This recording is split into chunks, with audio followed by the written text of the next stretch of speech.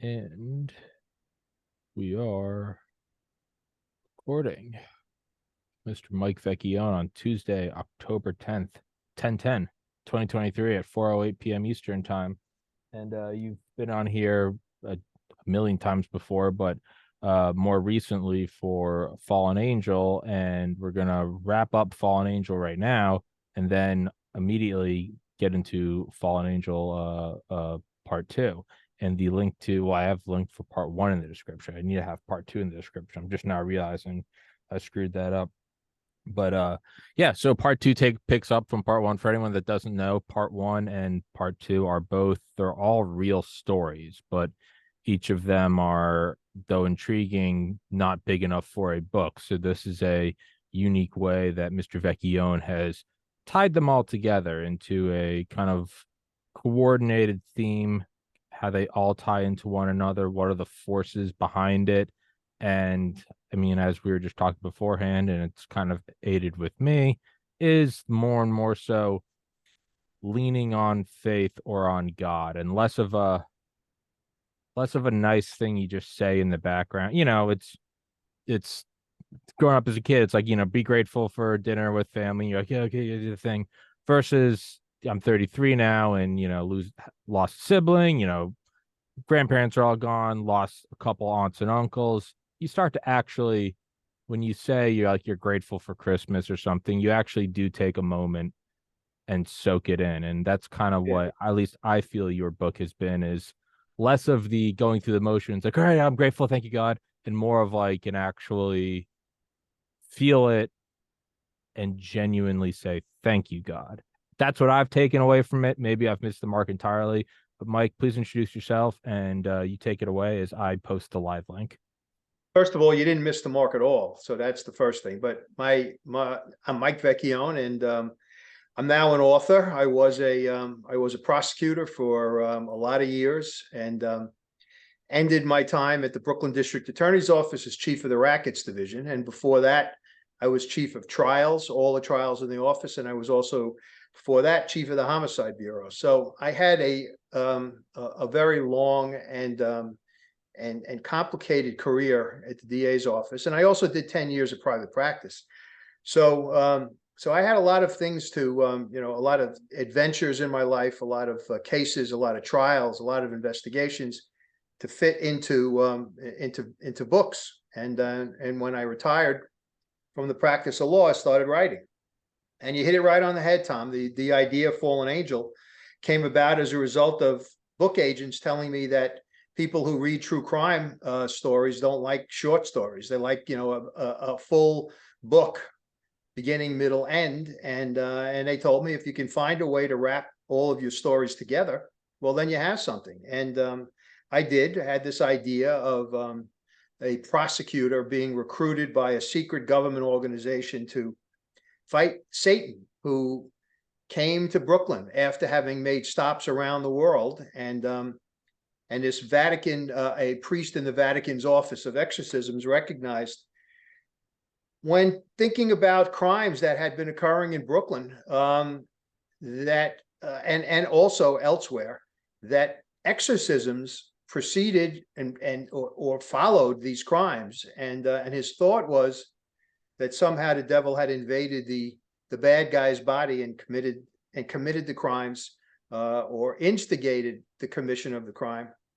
And he did more study and discovered that he was right, that it was Satan who basically was creating and causing havoc in Brooklyn, and came to the United States with people from the Vatican, and sat with the Attorney General of the United States, and they came up with this idea of a secret organization to kind of support local prosecutors who were now suffering as a result of Satan being in their jurisdiction. And Brooklyn was the ground zero for me and for the book. And he was in Brooklyn. And Michael Gioca, who was the prosecutor, who was the chief of the Rackets Division in the Brooklyn DA's office, had a friend, lifetime friend by the name of Sal Romano, who's now a Monsignor, who's part of this secret group. And Monsignor Romano was the one who chose him to be the representative to basically battle Satan in the Brooklyn cases. And I had enough horrific cases in my career, Tom,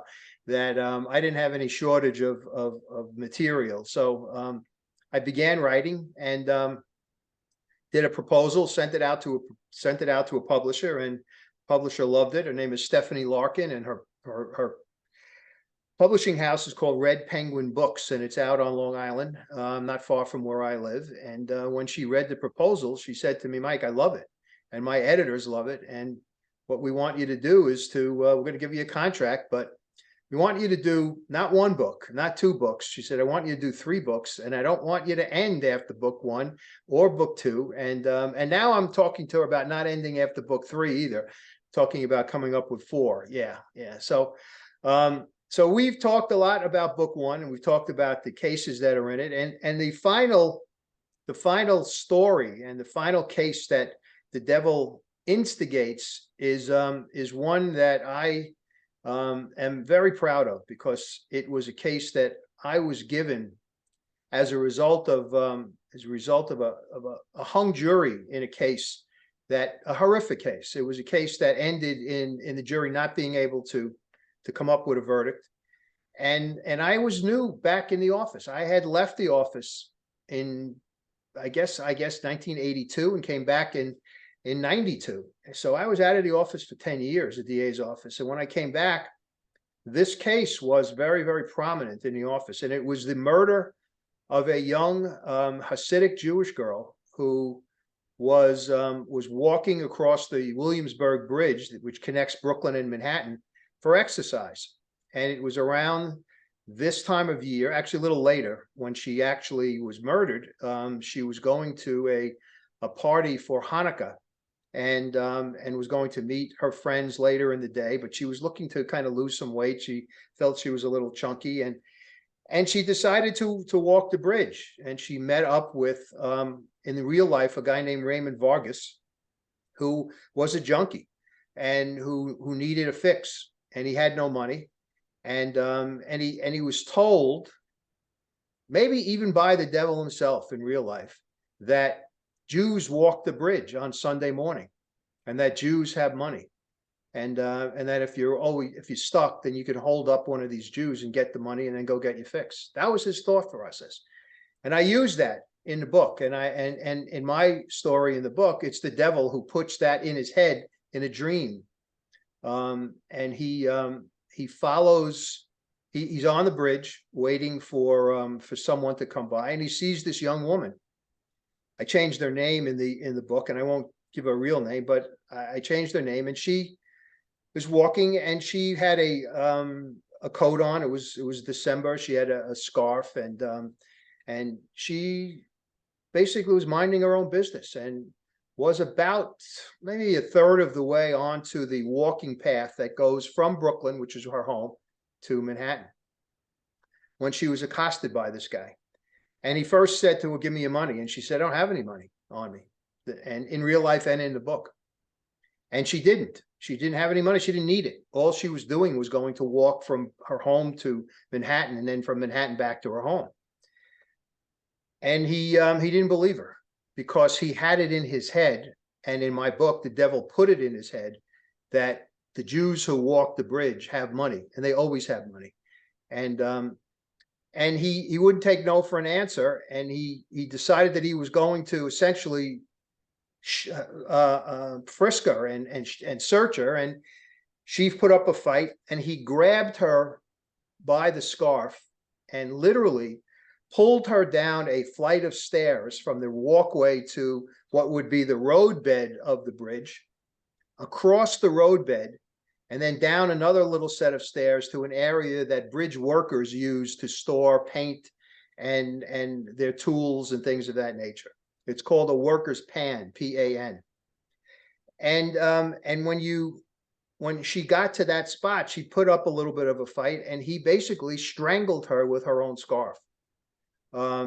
She was no match for him, and he was high. He was looking for a fix. And he then, basically what he did at that point was he stripped her. He took all of her clothes off and took her shoes off, and and believe it or not, took one of her shoes as a strange kind of trophy. I don't know why, but he did. He took her scarf as well. And in order to kind of throw off the police when they ultimately found this young girl, he violated her with his hands to make it seem as if she was killed by a sex pervert as opposed to a junkie like him. He then left her and went across a road to the other side, to the Brooklyn side of the roadway, went onto the roadway, and in real life and in the book, an important thing happens for the case. And that is an off-duty police officer who worked in Manhattan was going home. He lived in Brooklyn and he was coming over the bridge, and he noticed this guy walking in the roadway with a shoe in his hand.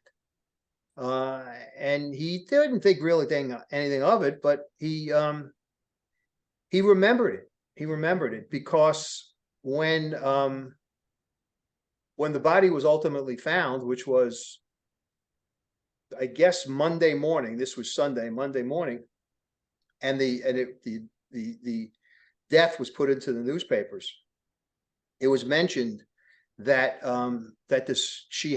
there was one shoe missing.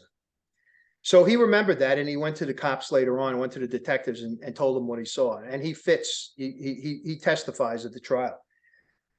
But when the killer leaves the body, he goes to one of his junkie friends he didn't get any money, and he was looking for a fix.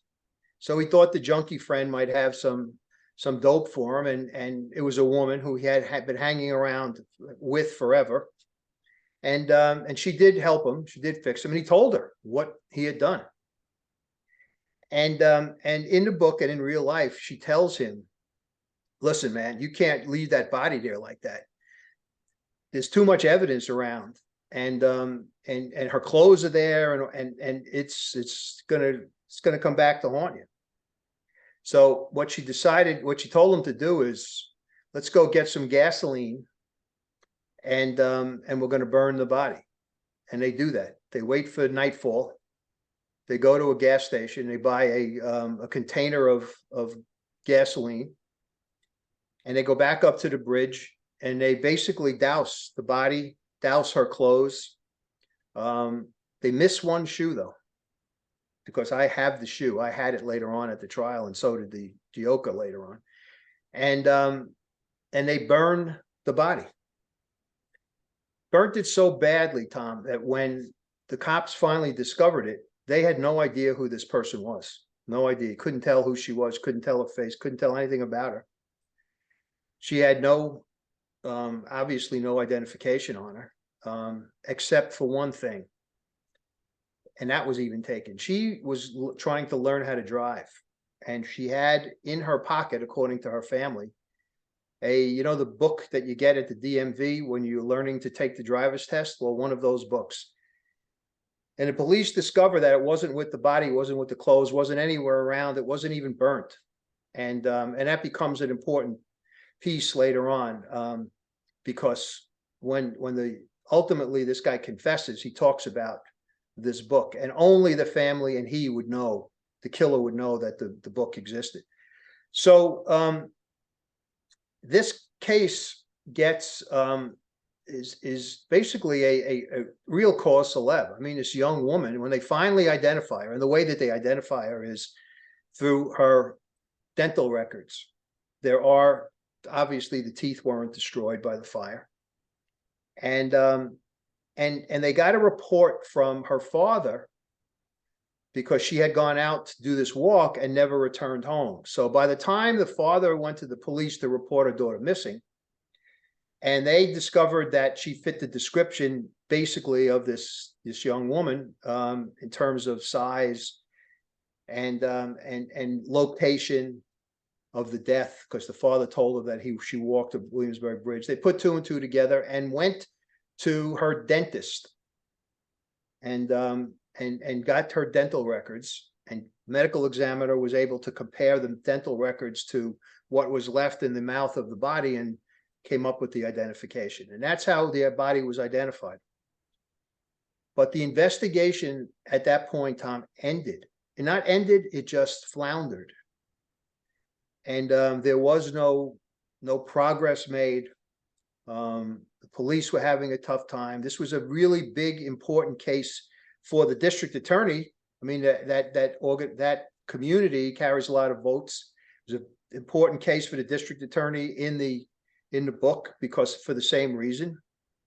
Not only, I shouldn't say for the same, not only for the death of this tragic death of this young woman, but also they needed to solve it. I mean, it created a big problem in Williamsburg, which is where the young girl lived in Brooklyn, a very big and very popular Jewish community in Brooklyn, and a lot of votes. And, you know, district attorney is a politician. He needs to get votes in order to be elected. So he put a lot of emphasis on trying to solve the case along with the detectives. It didn't get solved. It was about, I would say, that happened in December. The case wasn't solved until the end of the following summer. And this is the way it was solved. The junkie killer had that friend of his, was not his girlfriend. She was a friend who happened to be a girl, a woman. He did, however, have a girlfriend who was a prostitute, who was working Williamsburg and working the Lower East Side, and they hooked up. And it became kind of a little rub between the friend who was the girl and the girlfriend. And the girlfriend didn't like the fact that this other woman was in her loved one's life, you know. And she, however, was taken into his confidence, and on one occasion.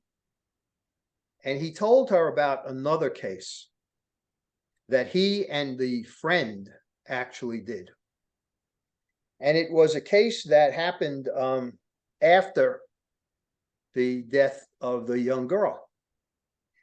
He obviously needed a fix. He always needed a fix. And even though he had gone to rehab several times, it didn't work. A friend of his took him in, a male friend, older male friend, took him in and allowed him to live with him. And took care of him, gave him food, gave him shelter, and just told him basically, get off the drugs, take you to rehab, you know, that kind of thing. And it never worked. It never worked. And after the death of the little girl, things got worse for the killer. He just became even more addicted and needed a fix more often. And he found himself again with no money. But this time, what he did was he went with his friend, who was the woman, to his male friend's home apartment, and knocked on the door like he had done 1,000 times before and said, "You got to help me." And his male friend had basically kicked him out and said, "You know, you just don't listen. You're a drain on me. I can't help you." But he was a nice guy, and he took him in, and his female friend went in with him, because the male friend knew exactly what he wanted. He was going to need either money or food or both, maybe even some bed to sleep in that night. And he felt bad for him. And the killer didn't have the same compassion. What he did was he asked his friend for money. The guy said, "I'm not giving you money because, you know, I know what you're going to do with it." So instead of just accepting the food, accepting the shelter, whatever he was going to give him, he killed him and stole his wallet. And egged on by the female friend. And they then left this body in the apartment, took the wallet, and as we find out later on, began to use the credit cards that were in the wallet to buy all kinds of stuff. Now, that body wasn't discovered until a relative of the male friend came to his apartment, because he hadn't been answering the phone for several days, and they got in and they found the body. So another investigation was now opened in Williamsburg. He had the investigation of the dead for the young girl, and this one now. Nobody in the world at that point connected the two in any shape, manner, or form. So he meaning the killer decides that, you know, maybe the heat is getting too heavy. Maybe somebody is going to figure out it's me because of this. He cooked up a deal. He cooked up this scam with several gasoline stations in the neighborhood. And what the scam was is that he would go in. The girl had a car, by the way. His friend. They would go in, and he had a broken down car as well. So they would go into the gas station. They would buy gasoline. Let's say they would buy $5 worth of gasoline using his buddy's credit card, the dead buddy's credit card. And the gasoline station would run up the bill and make it, let's say $20 on, he charged $20. The balance now, he only had, he would give to, they would split. So what was left of the, you know, from the charge, he would take out of the cash drawer, and they would split it. And that's how he was making money.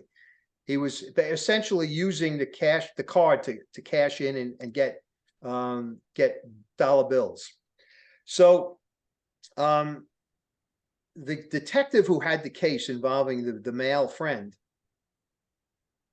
put word out that his credit cards were missing, and he put word out to informants and out in the neighborhood, and he gets a hit. He gets a hit from a guy in one of the gas stations, and he tells him that, tells him the whole story about what the scam is. The guy is a lowlife, but I went along with him because I needed some money myself, but, you know, he's taking advantage, whatever he told the detective. And he gives the detective a description, and he gives the detective a description of the woman who was with him, because she did it too. And on several occasions, he did it with the prostitute girlfriend in the car as well. He brought her into the scam. Now, nobody in the neighborhood or in that neighborhood, I mean, the defendant, the killer, looked like and was just like a million guys who lived in Williamsburg. His female friend, same thing. The prostitute was different. Everybody knew her. She was around all the time. And the guy in the gas station knew her as well. And he knew her as Red. And the detectives did some digging and found out who Red was, her real name. And one Saturday, I guess it was a Saturday afternoon, they go and they pick up Red, and they put her in a radio car, and they're driving her back to the police station. And she said, they told her what they were interested in, and the boyfriend, and she knew exactly who it was. She said, "Oh, you're talking about so-and-so." And she said, "And this is about the little girl on the bridge that he killed." The detectives told me that literally they stopped the car short. Now, keep in mind, this is months with nothing happening on the bridge case, nothing. And they say, "What are you talking about?" He said, "This is about the little girl on the bridge that he killed, right? The Jewish girl." So they didn't say anything. They said, "Well, we'll talk about it when we get back to the precinct." And when they do, they get back to the precinct, and she tells them the whole story. He confessed to her that he killed this girl. He talks about the friend who was with him, how they burnt the body, and also about the killing of the male friend and how he stole the credit cards, etc. So essentially, the prostitute solves two cases for the detectives.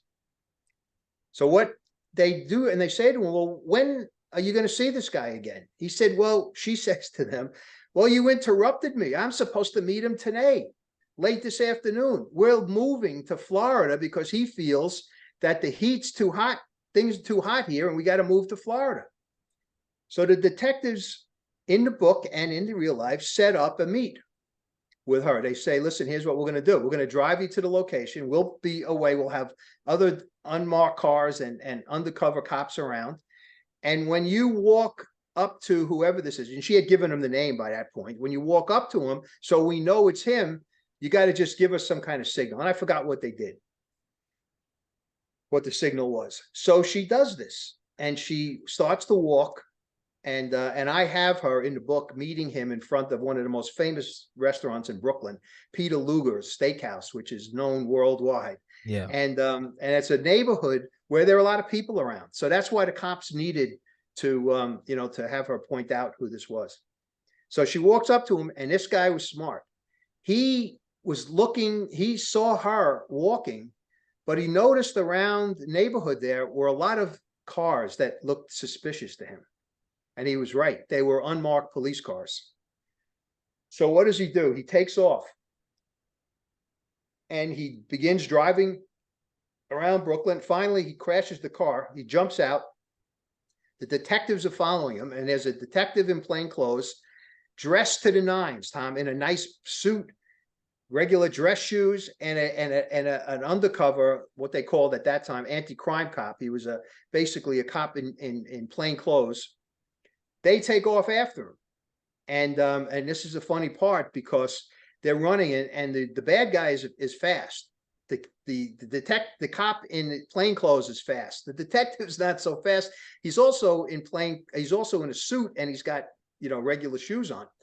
So he described to me, and then he describes it to the jury later on, and the jury kind of cracks up because he says, we get to this point where there's a fence, and he said, I couldn't get over that fence, but the young buck who was with me, he went over the fence, and I went around. And so the bad guy goes into the back of an apartment building, 4-story apartment building. And the two detectives, the two cops go inside. What the bad guy does, he goes all the way up to the top floor, and all of the doors are closed. He's knocking on doors, nobody's answering. He sees a ladder which led up to the roof. Now, he wasn't dumb enough to go on the roof because there was no place to go. But when he got to a certain point on the ladder, he noticed that there was a crawl space between the roof and what would be the ceiling of the top floor apartment. And he goes into the crawl space, and he thinks that he's going to be safe. Now, the cops don't know where the hell he is. They're up on the floor. They chased him all the way upstairs until they hear a crash and a scream.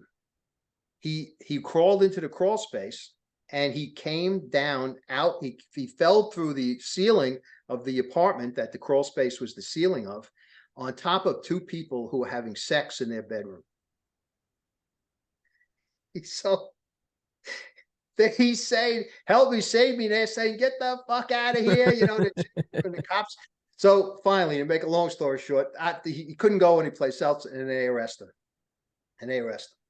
So that's how they arrest him. That's how they solve. They get him back to the precinct, and he sits down with a detective and with an assistant district attorney, and on videotape, he confesses to both crimes.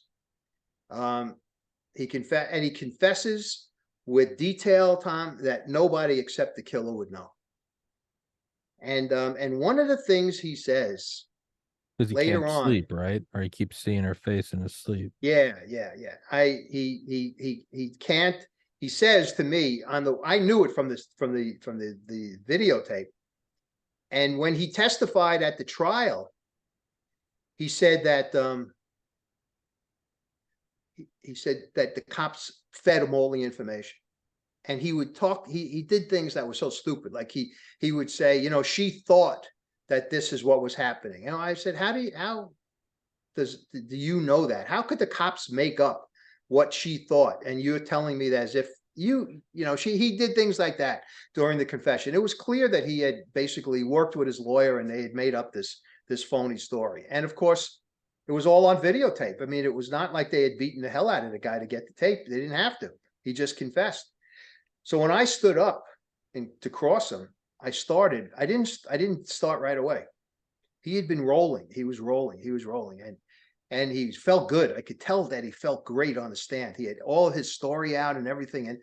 And the jury was attentive. And the judge said to me, Mr. Vecchione, do you have, cross-examination? And in the book, of course, the judge says, Mr. Joker, do you have cross-examination? And said, yes, Your Honor. And I waited. And I have in the book Gioka waiting too. And I just sat there and let him stew a little bit. And then I stood up. And in a quiet voice, I didn't yell at him. I just said, did she come to you last night in your dreams, Raymond? Because he had told the cops that since he killed her, that's why he confessed. He said he had to get it off his chest because she was basically haunting him. And I said that to him. I said, did she come to you in your dream last night? He never expected this, Tom. Never. I thought that he was going to collapse on the witness stand. That's how what his reaction was. And that was the beginning, the middle, and the end for him. There was no going back. I mean, I went through that confession almost line by line with him, and Gioka does the same thing. Now, I got to tell you that in the book, one of the things that, I'm sorry, in real life and in the book, one of the things that Gioka has to do and I had to do was to get her family and her father to testify, because her father, you always want to have a family member on the stand so that you can put the jury together with the family and they can empathize with the person who's lost this loved one. Well, the father was a cobbler, Orthodox. I think he had come from Poland or Romania, Yugoslavia, somewhere in Eastern Europe. And when I walked into his store in Williamsburg, by the way, in Williamsburg, when I drove through with the detective who was with me at the time, it felt like I was in Poland in 1940. I mean, that's how it is. People were pushing baby carriages, women with long dresses, guys in black hats. And it's like an old world setting in Brooklyn. And I walked in and I introduced myself, and the guy was working on a shoe. And I say this in the book too, I describe it, and he didn't even look up at me. I introduced myself. He never even looked at me, never said hello, never said anything. And both the detective and I told him who we were and why we were there. He didn't want to have anything to do with us. Nothing to do with us. Now, keep in mind, there was a trial before and there was no conviction. So maybe I assume that was part of what he was, what the problem was. And I realized pretty quickly that I can't use this guy. I really couldn't. And luckily, she had enough people with her, who loved her and who knew her. And I was able to put, I think it was a teacher on the stand. And in the book, Gioka puts her teacher on the stand to kind of let the jury know who this little dead girl was. And the other thing that I did, and Gioka does, is when he's out talking attempting to talk to the father, he makes a call to a rabbi who he had gotten to know, and said to the rabbi, listen, I want you to set up a meeting for me with people at the school that the young woman went to. And I went to the school and we met her friends and we met a teacher, and in the book, Gioka does the same thing. And he says to the rabbi, what I'd like you to do is I'd like you to have as many of her young female friends in the courtroom for every day of the trial, because I want the jury to see who we are talking about. We're not talking about somebody from Mars. We're talking about a young girl, even though she's a Hasidic girl, and people sometimes don't understand, the whole ways of the Hasids. But I wanted them to see who she was. And they were there every day, every single day, along with the rabbi. And when I summed up, and when Gioka sums up, it was an interesting situation. And I'll tell you why. I am a college basketball fan, and I went to St. John's University. And at that time, St. John's was good. They're not so good now, although I'm hoping that this year with Pitino as the coach, they'll be better. So I went to the Big East tournament, right? There was a break in the trial, the end of the trial and the summation. And I went to the Big East tournament with a friend of mine who was a guy who had tried a lot of cases, much older than me, and was a St. John's fan. And the case was on my mind. And while I was sitting there in the garden, ideas came into my head, and they still do that. Like, I'll wake up at night and get my phone or get my iPad and I'll type in ideas that pop into my head. So I had this idea, and when I told him what I wanted to say, and it was kind of on the line as far as whether or not I was too much and not necessarily legally permissible, but I felt that it was, but I just wanted to do it. It needed it. It needed this touch. And I said to him, I said, Tom, that was his name, by the way, Tom, this is what I want to say. And I told him what it was. And he looked at me and he said, you got to say it. He said, because you need to give the jury, particularly in a case like this, some red meat.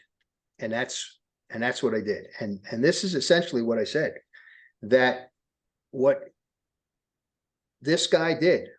And by the way, I called him way before I had the vision of fallen angel. I called him the devil incarnate. That he came to Brooklyn and he was behind this murder with this guy. And Gioca, of course, says it, but Gioca knows in the book that that's true. And I said that when he did this to her, basically all we had left. I'm sorry, I say this first. I said, when he took her from his friend, for her friend's family, she'll never walk. She'll never graduate from high school. She'll never walk down the aisle and get married, and she'll never push a baby carriage through the streets of Williamsburg, because he took everything from her, her identity, complete identity, and all we have left, the two things that we recovered from the bridge, her shoe, and I put it on the jury rail, and her bra clasp. Believe it or not, the bra clasp survived the fire, and I put that up. And I sat down. Tom, you would hear a feather drop if it fell out of someone's hand. That's how quiet it was. The only thing that I could hear was sobbing from the young girls who were her friend and some of the jurors. It didn't take too long. We got a conviction. And now in the book, from reading book 1 and book 2, that every time the devil gets beaten, when Michael beats him, somebody pays the price.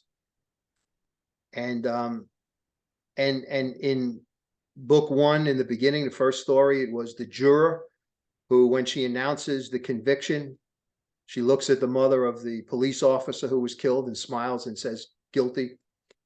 In another case, because you read the book, but that's part of what I came up with, that there has to be a price paid, and the devil attracts it. Not necessarily against Michael, but he does in some instances play around with Michael and create some issues that Michael has to deal with, like his father almost dying because somebody prescribed medicine for him that he didn't need, and it turns out it was a fictitious doctor who turned out to be the devil. In this case, in the book, in this case, what happens is the defendant goes to jail. He wants to meet with Gioca.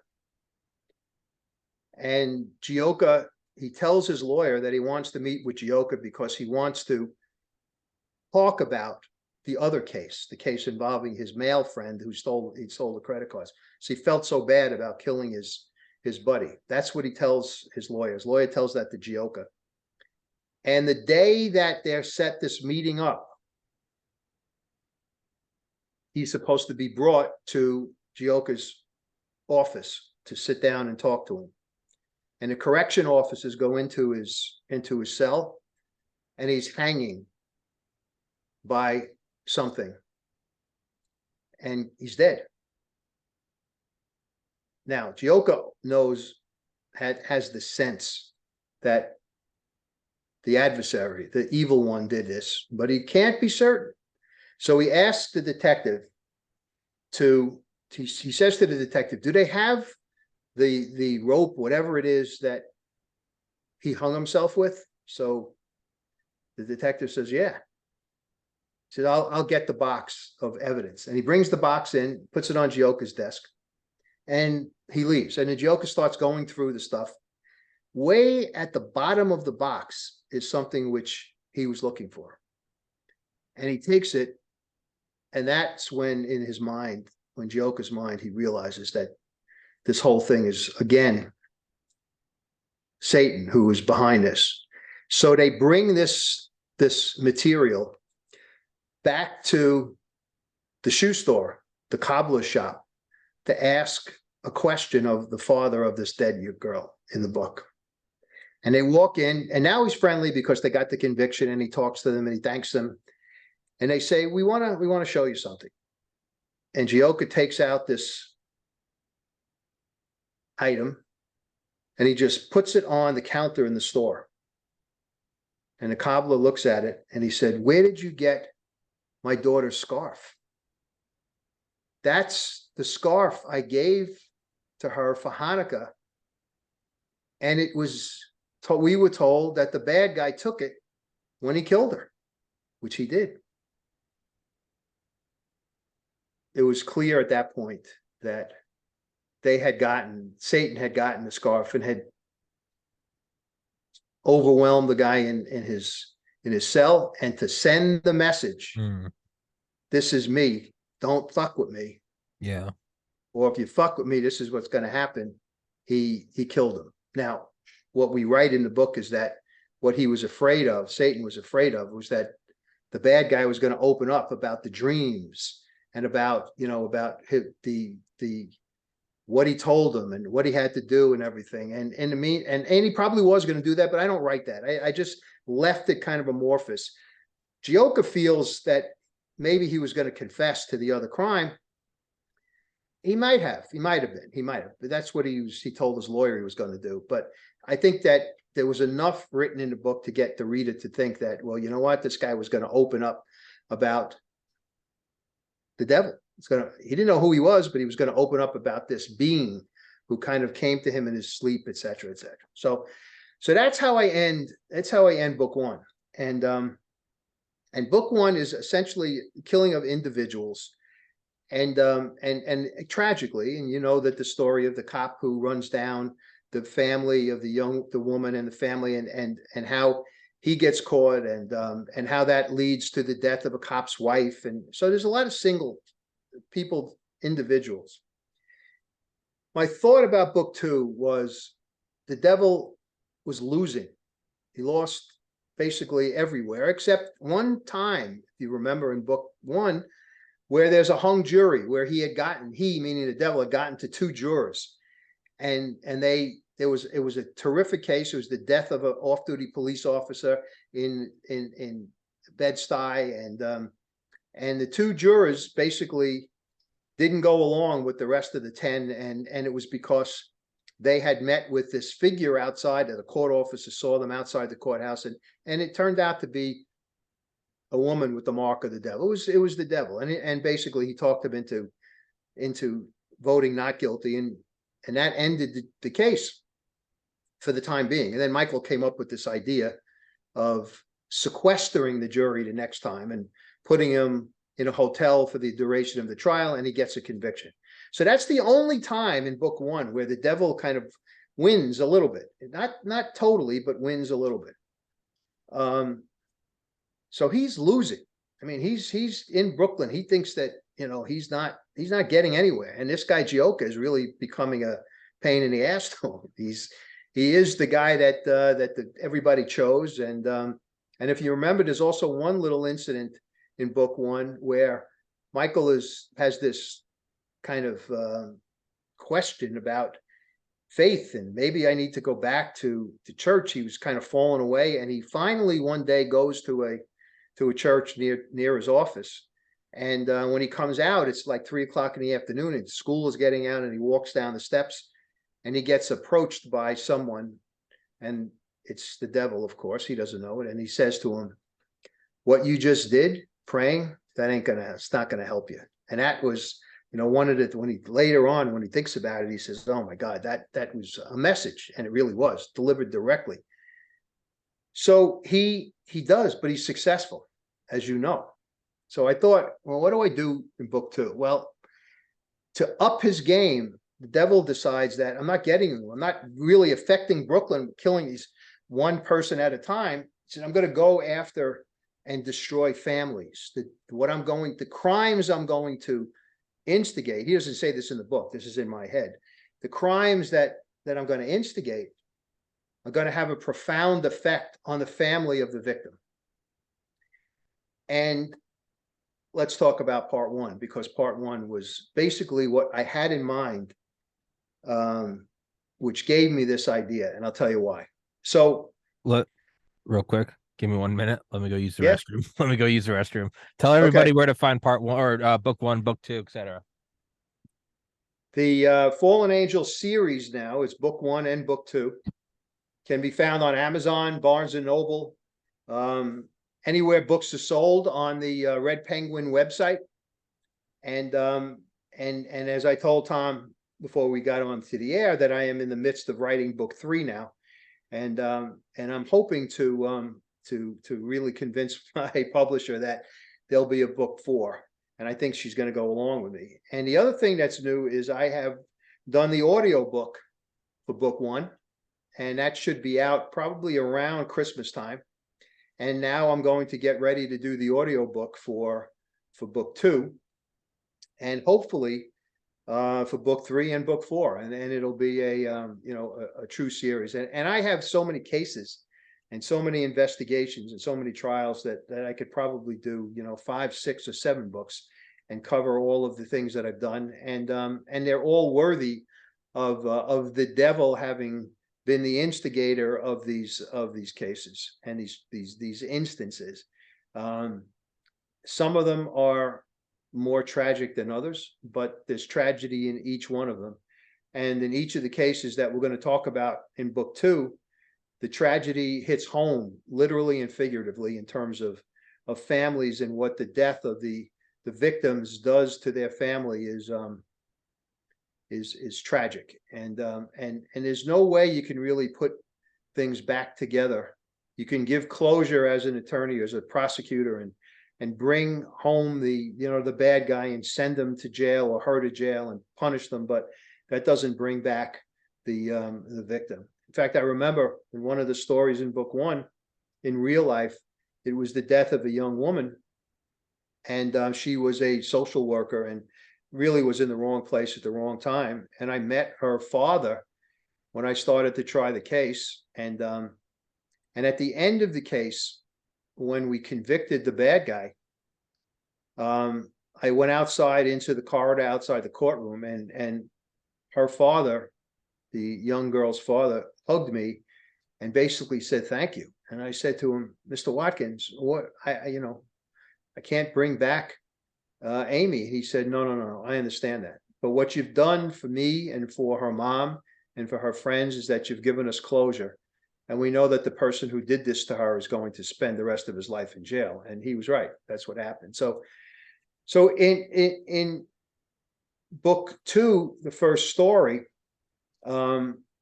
the case ultimately, as you will see when you get the book and read it, has an impact on the family of the victim in this case. And let me tell you how it starts. I in real life, I had I get a call one day from the district attorney, and I was chief of trials, I think, at the time. I wasn't in the rackets division yet. And he calls me and he tells me that he wants me to see me, and I go to see him. And there had been the death of a firefighter that had been that was made. It was a big case in Brooklyn at the time. A tragedy. I mean, real tragedy, because, and I'll tell you why in a second. Aside from just the fact that it was a death, it's a tragedy because the death should never have happened. And the problem was that the people who had the investigation, the lawyers in the DA's office, and the fire marshals who had the case, couldn't figure out what to charge the defendant with. There was a defendant and they had made an arrest, but they couldn't figure out what to charge him with. And the DA said to me, "Look, we need somebody else on this thing. We need a new set of eyes. I want you to take a look at it. It's going to be your case." So let me just tell you what it was. In real life, it was a garage storage area to a lumber yard place that was like a Home Depot, and they had this big storage area in the back, and it was used to fix their machinery and to store some things. And in the book, I make it to make it fit the theme of the devil. I had used the Jews at the end of book one, and that was his first foray into killing a Jewish person because they were Jews, and there was this whole thing about, they're rich and they'll walk across the bridge, etc. The stereotype I made the devil voice in the book. This time I went after, he goes after Catholicism and the Catholic Church. And the why I did this is for that very reason. I wanted to now have him to up his game and attack things that he in the religion hates, and obviously angels and God and the saints and things of that nature are something that are an anathema to the devil. So this, instead of having a garage behind a Home Depot, I had this garage attached to a church, to the rectory where the priests live, of a church called the Church of the Archangels. And I made the name of the church specifically because of Michael the Archangel, but I called it the Archangels as opposed to Michael the Archangels. So the place is a location where the church stores their machines for, like, their lawnmowers, snow blowers, tools, because obviously they need maintenance in and around the church constantly. There's always things to do, and there's a maintenance man who I have in the book disappear. Unknown reason why he disappears, but he disappears one day, and the pastor of the church knows his family, this man's family, and he goes to the family and to his friends and said, where is, let's call him Joe, where did he go? They don't know. Nobody's heard from him in days. And as it turns out, when you read the book, you'll discover that somebody made him disappear, because the devil wanted to put his pawn into that spot for a reason. And the guy, so Joe, the original caretaker, disappears, and the priest speaks to his family and friends, but really no one else. It doesn't put out a want ad for a new caretaker, but a guy shows up at the rectory and knocks on the door and is let in, and he speaks to the pastor, and he says, I'm here because I know you have an opening. I know that you need a caretaker. So the pastor is like, how, to himself, how do you know this? He says, well, I have it. I'm going to give him a few more days. We'll find them, etc. And of course, they're never going to find them because the devil has taken care of him. He's never going to come back. He's dead. So a few days later, the pastor had taken the name of this new guy and called him up and said, come on in. And he gave him the job. Exactly what the devil wanted. He had a friend who he brings along with him to help him work. And the friend's name in the book is named Anton. But what is he? He's got the mark of the devil on. So he's supposed to be this new caretaker's assistant. And he talks him, Anton says, you're a caretaker here. You got the run of this whole big location. You used to be, and he was in his country. He was an illegal immigrant. And he said, in your old country, you used to be a mechanic. And he said, yeah, I did. I worked on cars. He said, so why don't you, talk to the priest and ask him if you can work on cars in the garage, and, at night, and you won't affect your work. And he said, it's a good idea. So he goes and he speaks to the pastor, and the pastor says, sure, I'll let you do that. And he says, where'd you get this idea from? And he says, well, my friend, in fact, why don't you, he's here. Why don't you come out and speak to him, meet him.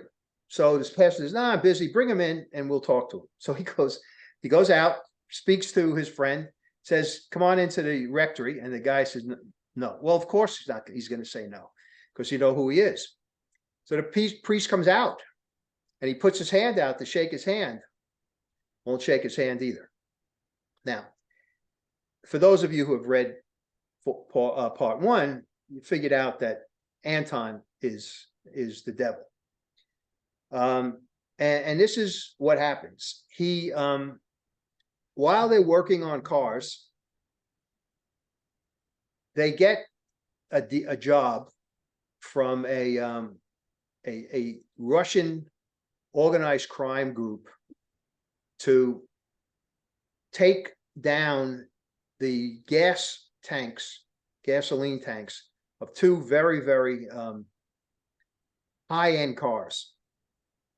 The cars are going to be sent out of the country. Forgot why I had the gas tanks, but that's what they were supposed to do. And he doesn't really know how to do that, and he spills gasoline on the floor of the garage. So he does that, and he doesn't count on something happening at this point, the bad guy. He gets called in by the pastor one day, and the pastor says, I have to let you go. Why? Because someone had caught him stealing from the church collection basket, from the church. You know, when you light a candle in church, there's a collection made stealing it. And he said, I can't let you stay here. You have to go. So he says, you'll have until tomorrow morning or the next day to clear out, you know, your stuff. And then, you know, you're done, and we'll pay you what we owe you, and you're gone. The problem is that Anton had two, and this is part of the whole setup. He had two jobs for this guy to do that needed to be done. I'm sorry, one job that needed to be done. And he tells the bad guy, they're going to pay us a lot of money. So you need to do this before you get kicked out of here. And what it was he had to, it was two high-end cars. One was stolen and one was from a junkyard. And this ring wanted them to do was for him to take the VIN number, the plate of the identification number off the junked car and put it onto the stolen car, so that the stolen car could then be sold and sent out of the country as if it was the legitimate car from the junkie. Okay. So he says, okay, I can do that. And they bring the cars in, and it's now, I guess, the afternoon. He had to leave by the evening, but he's in the garage. I'm sorry. He had been kicked out. He wasn't supposed to be in the garage any longer, but he does this on the QT. He had the keys to the garage, which he did not turn into the pastor yet. He stole the key for the garage, knowing he had to do this one last job. And he gets a blowtorch, and he starts to work on the car. He doesn't realize, not a blowtorch, I'm sorry, a rotary saw. And he starts to realize that there's these sparks are coming out because he's touching the metal with the saw, and he starts smelling something. And what happens is the fumes from that gasoline, from the cars, from the gas tanks, was still on the floor, but the fumes was not, it was partly dried up, but the fumes were still there. And the fumes catch on fire and ignite. And he and Anton leave the garage because it starts to become engulfed in flame. And it's low. Fire is low to the ground, and it's spreading towards the walls of the garage, and that's important. So they're outside. Fire department's called, and when the fire department gets there, the rescue company, because they know it's a church, they know there are priests there, the rescue company lieutenant says to Anton and to the bad guy, is there anyone still in there? Were you guys in there? Yeah, we were in there. Is there anyone still in there? And at this point, Anton leans over to the bad guy and whispers something in his ear. And the bad guy says, yeah, our friend, and he gives another name. He's stuck in there. He can't get out. The rescue company goes running into the garage. And what happened is the flames went on the floor and caught onto the beams, onto the wall, and the beams were steel beams which were holding up the ceiling. and the beams heated to such a temperature that they began to twist and they lost their strength. And the roof came in like this, like a V, collapsed this way. In the middle of that V was a firefighter. In real life, his name was Louis Valentino. In my book, he's named Amato. And everybody else in his company are under this part and this part. He's in the middle. They rushed to try to get the roof off. They put the device underneath the sides of the roof and try to lift it with the inflatable, with airbags, etc. They get him out. By the time they get him into the ambulance and on the way to the hospital, he dies. And he dies of he was suffocated, believe it or not. It wasn't because of blunt force trauma or anything. He was suffocated because the roof basically stuck. He couldn't breathe because of the roof. We find out later on what happens is that the beams, because they were metal and steel, they again started to melt and twisted, and that lost the strength that held the roof up. When the rescue company comes running out after the roof collapse, the lieutenant notices that the bad guy and Anton are gone. And he also realizes that there was no one ever in that garage. It was the devil essentially telling him to say there was someone in there, because while the whole point of this was to burn down the garage and catch the rectory on fire, but the fire department got there fast enough, that was never going to happen. So the devil figures, I'll salvage this by having him send the rescue company in there to rescue someone that wasn't in there. And he got what he wanted, which is the death of a firefighter. Louis Amato. As you're telling this, I don't know if you can hear several Engines. fire trucks going by. Yeah. Sorry, keep going. Louis Valentino and Louis Amato in the book, as it turns out, was one of these heroes. The guy who lived in the Red Hook section of Brooklyn, very close knit community, was a fantastic athlete, was everybody's best friend, was the kind of guy who mothers loved. He's like the cop from the first book. He's just your all-American, exactly, emergency services role model. Everything. So if you wanted to fuck up a community, exactly, that's who you do. And he had a very, very, very strong, close-knit family that he belonged to, and that's why I used it. His father was an official of the Longshoremen's Association, had been a city official. He was 6 months married. He was basically a newlywed.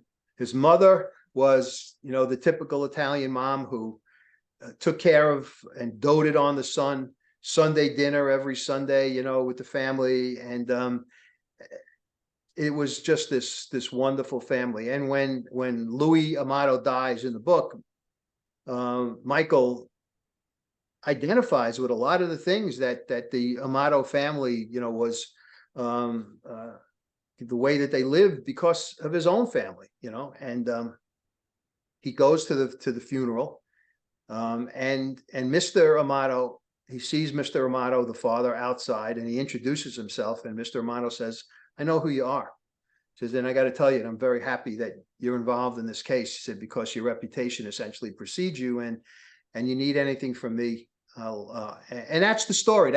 So Michael now has to, the arrest is kind of a simple thing. They know who's there, and they ultimately discover from the pastor of the church who the guy was who was involved in cutting the cars, and he tells them he was the mechanic, etc. And they set up a sting with one of the Russians. They get one of the Russians to kind of say, meet me at this location because I have money for you. I'm with he was with the Sting group. He was with the stolen car ring. I know you took off. It's a tragedy about the fire, but we have money for you, and I'm going to meet you and pay you. And that was all set up in the book by the detectives and by Michael, and they arrest him. Of course, no one's ever going to find Anton, because Anton obviously is unfindable, so to speak, if there is such a word. But here's the issue, and the issue in real life, and the issue in book is, what do we charge this guy with? They know what happened. They know that it was the cops know it was a chop shop. The fire marshal knows it was a chop shop, but it doesn't appear as if, and there's no evidence that it was an intentionally set fire. There's no evidence to indicate that. And in real life, that was what it was as well. There was no indication that this was an arson. Well, that's an issue, because what are we going to charge the guy? What are you going to charge him with? Some minor crime? And meanwhile, we have the death of this firefighter, and in real life, it made headlines all over the city. So the DA gets me, and he says, I want you to think about this. You're going to come up with a solution. And I do. And so does Gioca. And the first thing I do, and the first thing Gioca does, is in the book, he goes to the priest. And in real life, I go to the people who own the Home Depot kind of place. And I ask them to tell me about this worker. The Home Depot tells me that they fired him days before the fires took place, because they found out that he was using it as an illegal chop shop. So they got rid of him. Father Keenan tells me, that's the pastor, that he got rid of the guy in the book because he had been stealing from the church days before the fire. So now Gioca and Vecchione, or Vecchione and Gioca, have the same thought. In the law, there's a charge called felony murder, and not arson, but I come up with the theory of a burglary. Here's why: because a burglary is defined as being in a location without permission or authority, with intent to commit a crime in that location. In real life and in the book, they were, in both situations, the bad guy was in the garage illegally. He was told, get lost, you're not to be on our premises, you're gone. So he was in that garage illegally. What was the crime that he was committing, and why was he in there? The crime was auto stripping. He was stripping the car's VIN number to put onto a stolen car, and that made it a burglary. Okay? Any death during the course of some enumerated felonies, burglary being one of them, is called felony murder. You don't need intent. You don't need to pull the trigger if it's a gun. You don't need to stab somebody. All you need to do is commit this felony. And if someone dies during the felony other than yourself, then it's murder under the statute. So I and Gioca indict this guy for murder in the second degree with that theory. Well, when we go to court, the first thing that I get is, before I go to court, in real life and in the book, I get a visit from two law school professors who are representing the bad guy. And they are appellate professors, meaning that they don't argue trials, they argue in appellate courts, they argue the law. So they know the law better than anybody. And they tell me, it's a joke what you just did. It'll never withstand scrutiny in the appellate courts. It's not properly used, et cetera, et cetera, et cetera. I said, okay, well, that's your opinion. Mine is different. Well, I'm going to give you the end. The end is, I got a conviction, went to the first level of appellate courts. They upheld it. Then it went to the highest court in the state of New York, and they upheld it. So I was right all along. And that theory now had to be sold to a jury. It's very easy to have somebody go into to argue to a jury.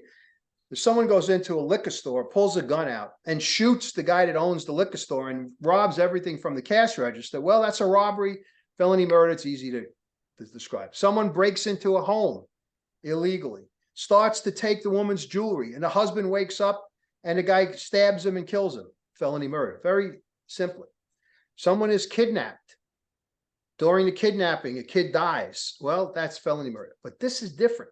This was a burglary that I would have to sell the idea that it was a burglary because he was fired from his job and he was doing something illegal. Maybe a minor illegality, but it was illegal. Hmm.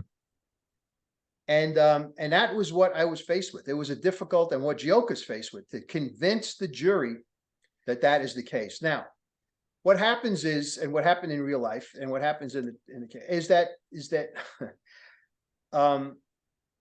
when he's arrested, oh, I'm sorry, what happens in the book is that when he's arrested,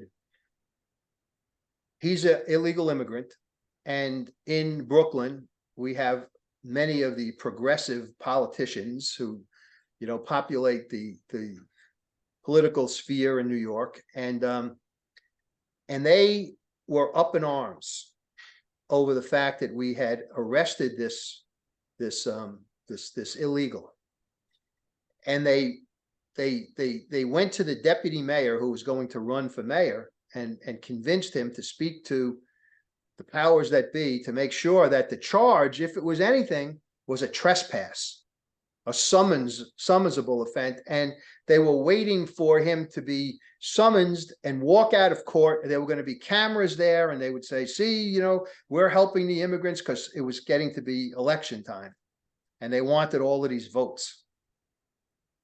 Well, the person behind this was a politician who claimed to be the head of the Democratic Party in Brooklyn, and he was the county clerk and had the ear of the mayor, and he was behind this whole thing, this idea.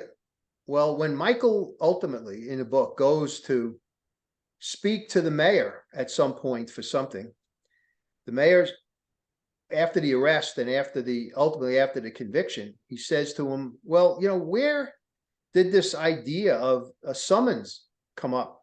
And Michael said to the mayor, asked him the summons, because the mayor basically said, oh, I didn't have anything to do with that. That was someone else. And Michael said, well, I was told, and he was, by the detectives who were involved in the case, that the county clerk, Mr. So-and-so, was behind this. He's the one who whispered into people's ears that this is the way it should go.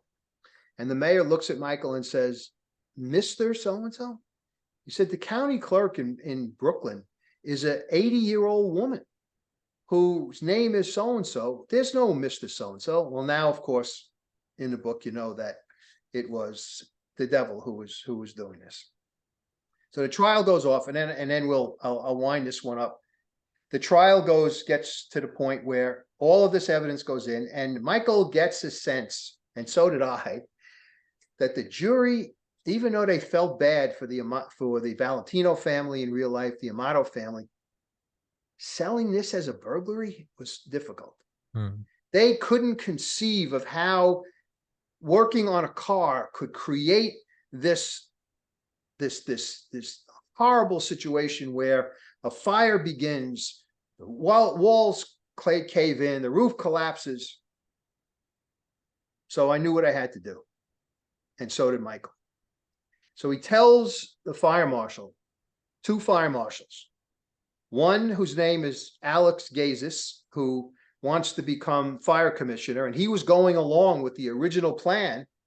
He was kind of like the guy who was whispering that to Michael, you got to do it this way, you got to do it this way, people are going to get in trouble if you don't do it this way. And a woman named Kathy Bear, who was a fire marshal, and Gazis is her boss, and they were assigned to the case. Gazis at some point comes around, and he realizes that he was wrong. And Kathy's always knew that he was wrong. And at the end, and what Michael comes up with this idea as to how to kind of put the imprimatur on the case and to convince the jury that this is a serious case. So he tells them to go find the exact make and model of the car that the bad guy was using the saw on to take off the VIN number. And I want you to go I want you to find the car, and I want you to take the exact same saw which had been recovered at the location scene of the crime, and I want you to apply it to the engine block where the VIN number was, and I want you to videotape what it looks like when this happens. Okay, so they understand. Now the question is, how do we find the exact same model car? They start out by going to the pound, the city pound. I'm sorry, they start out by going to the Department of Sanitation, who takes derelict cars off the street. They, no luck. They go to body shops and car dealerships and car repair places. No luck. They hit about 4 or 5 different places, and several of them, they were told on the phone, yeah, we got the car. We got the car. Come and get it. When they get there, the guy who had said, someone at the desk said, what are you talking about? We never had a car. Yeah. We never had a car like that. We don't have one. So of course it was, again, our friend, Mr. Devil, driving these people crazy, sending them all over the world until they check with the New York City pound, the police pound. And they call, this is it. This is going to be the last, there's no place else to go. And they are really pressed for time because the trial is going to end soon. And this needs to be put into evidence before the trial ends. So they go and they get the lieutenant or the sergeant, I forgot who it was, who in charge of the pound. And he says, yeah, I got one of those. Come to the pound and, you can have it. So the detective team goes to the pound, including the 2 fire marshals, and they begin to search. And the pound is acres and acres of cars. And they don't find it.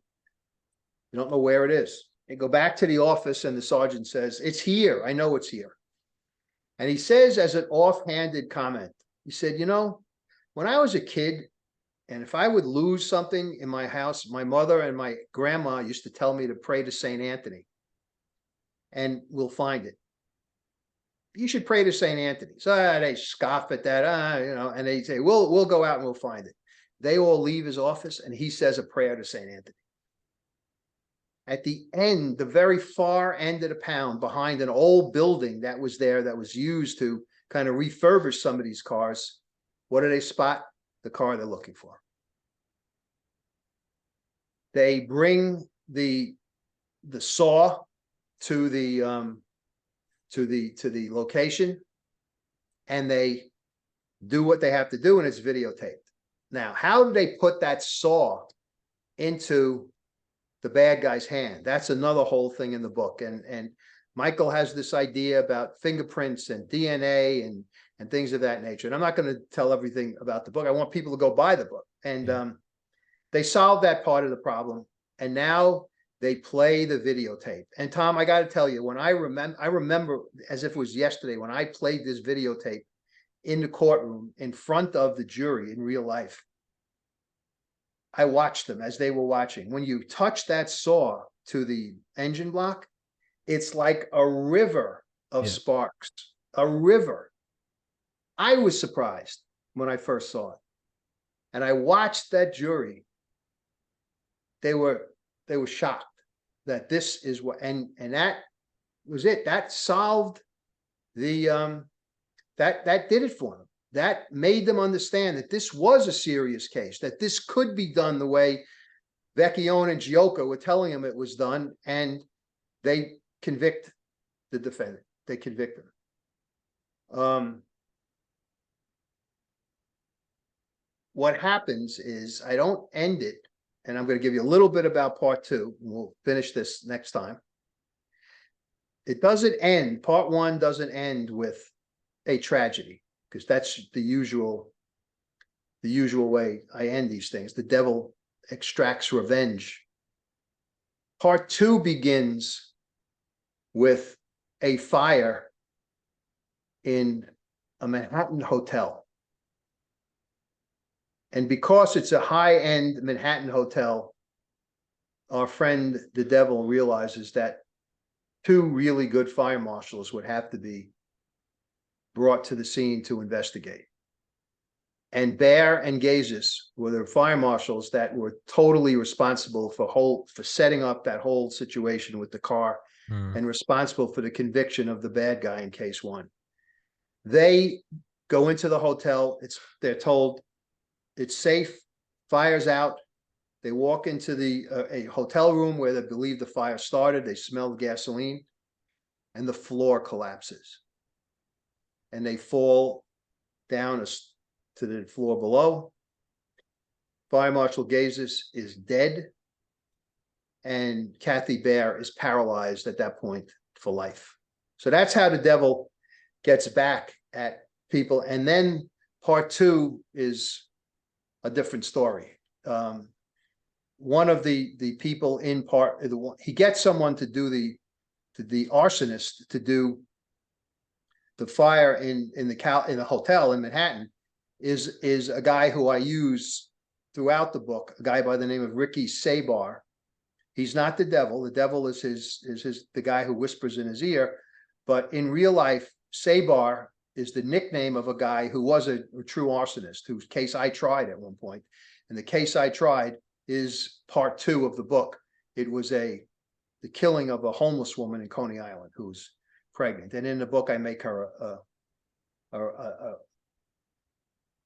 elapsed nun, someone who leaves the convent, etc. So anyway, so that sets up part two, and part two is very interesting in terms of what happened. So and Ricky becomes somebody who I'm also using in part three. I'm sorry, in book three. So he's somebody who if you've read book two, you know what happens to him in Coney Island case. That's where the homeless woman was killed. So, but I'll wait till hopefully you'll have me back next time and we'll talk about part two. The Coney Island case with the homeless woman is another one that your listeners will really enjoy, because there's so many little twists and turns in it with regard to the evidence and the main witness, who's a prostitute, etc., and what she tells me that kind of solves an issue for me. It's interesting. So that's where we are, and I hope that people will go out and buy the book, because I really am very proud of book two. I'm proud of book one, of course, but I'm proud of book two because I feel that as I get more into the writing of this whole story, ideas have come to me, and I get a lot of inspiration from various things, and I think that the stories lend themselves to how I'm going to adapt them to this whole situation with Michael versus the devil. So you'll also develop more confidence as you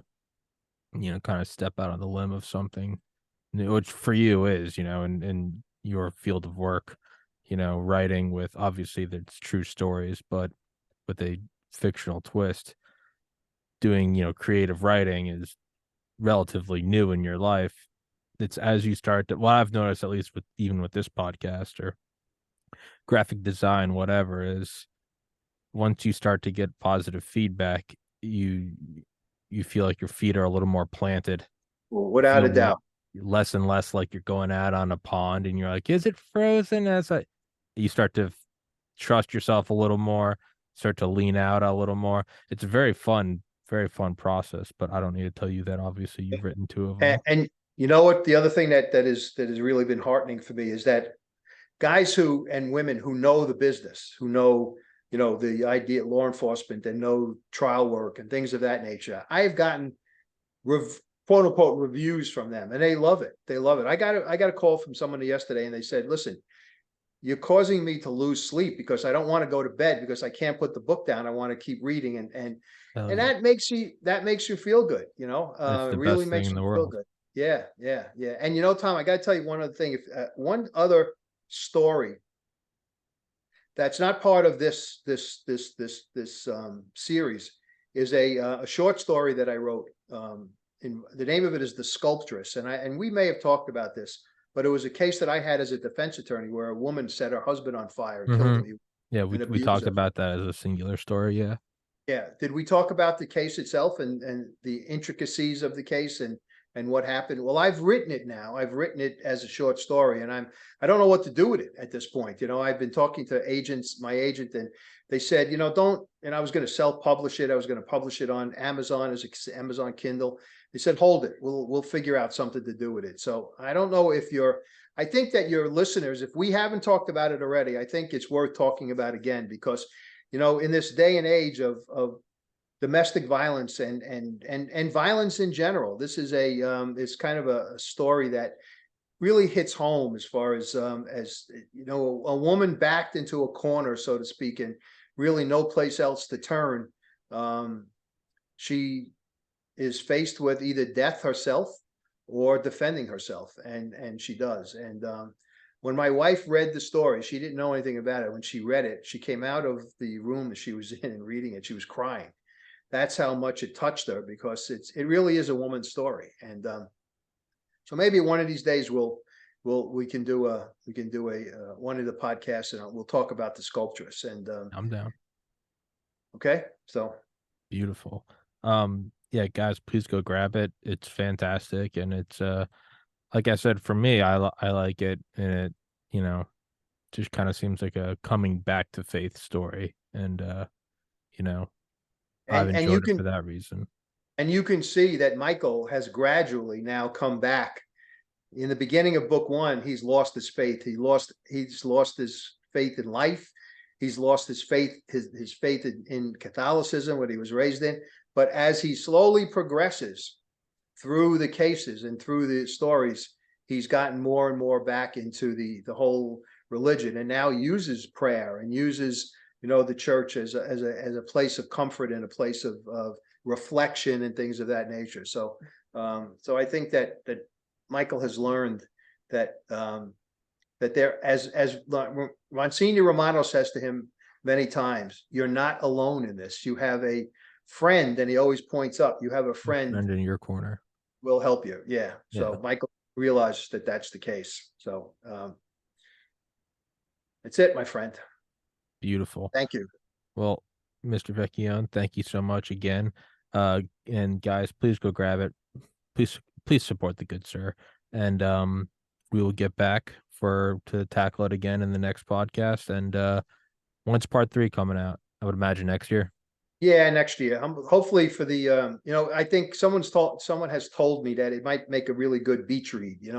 People will take on to the beach with them. So I'm going to get it out hopefully by spring of next year. And just so that the first book is called Fallen Angel, a true crime fantasy. Book 2 is called Fallen Angel, a true crime fantasy. Book 2, The War for the Soul of Brooklyn. Brooklyn, yeah. The soul of Brooklyn family. That's what the devil has gone after. So I think I have the title. I think I do. I don't know. I'll send it to you. Okay. Well, that's what it is. And as always, shoot me a text, and I'll probably get to you tomorrow. Shoot me a text just to remind me, and I'll make sure to schedule you. And thank you. Probably knock that out sometime in November or something. Very good. But yeah, man, good to see you. Good to catch up. And good to see you. Keep up the good work. Doing good work. You're doing good work, my friend. So thank you, sir. And thank you. Well, Mike, till next time, brother. Thank you so much, guys. Thank you so much for watching. Where's the cursor? Thank you.